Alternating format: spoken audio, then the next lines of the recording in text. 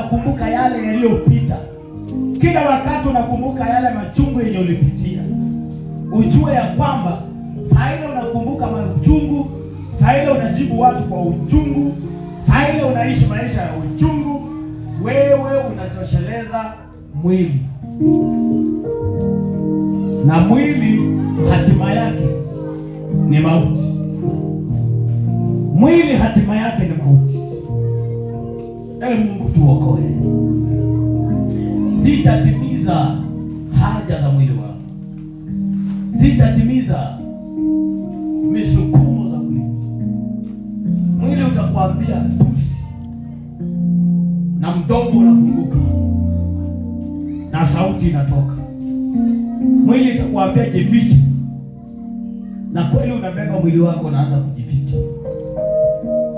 Mwili utakwambia fanya usharati, na utakuwa unatimiza tu malengo ya mwili. Ukiona unang'ang'ana katika kumwabudu Bwana, kemea hiyo spirit ya ndani mwako. Kuna spirit ya kutosamehe na bitterness, na hiyo ndio inakuzuia kujiachilia.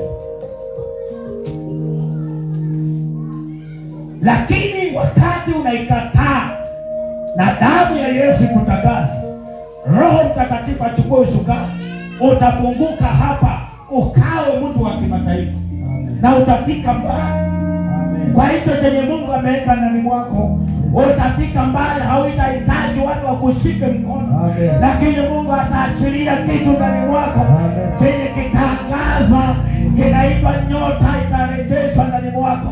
Kwa sababu umekataa uchungu na kelele ndani mwako. Akina mama oye, mnajisahau wakati mwingine, na mnakuwa na uchungu na kelele inazuia kipaji, inazuia.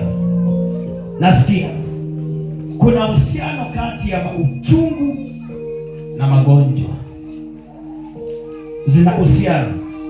Wewe ukiishi maisha ya uchungu, ujue ya kwamba unakaribisha magonjwa expensive yenye utaishi kwa dawa mpaka siku yenye utakufa.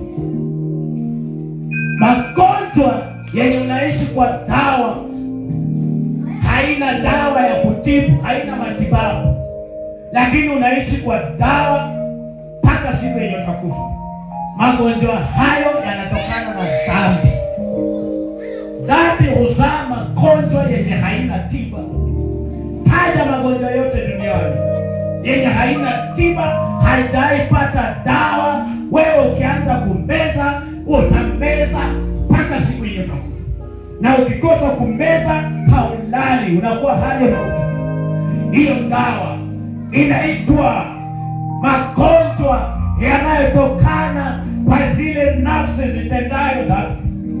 Ukikaa kwa dhambi sana, unapohubiriwa unakataa, Mungu anakuachilia sasa uingie kwa magonjwa yenye atakutesa, na baadaye hata utakuja kwa Mungu ukiendelea kumeza dawa hizo, kwa sababu mwili ni lazima ugonjeke, utaendelea kugonjeka, lakini Mungu aokoe nafsi yako na roho yako. Mungu atakuokoa, lakini mwili utaendelea na magonjwa.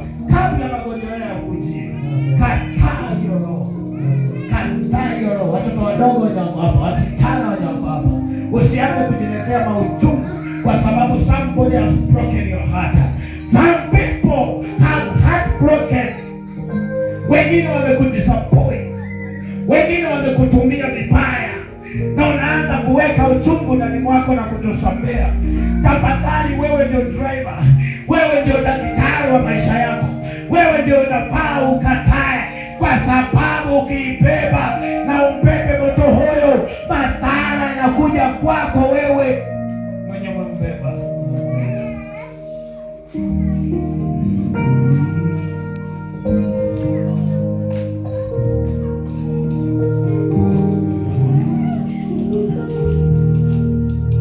Exodus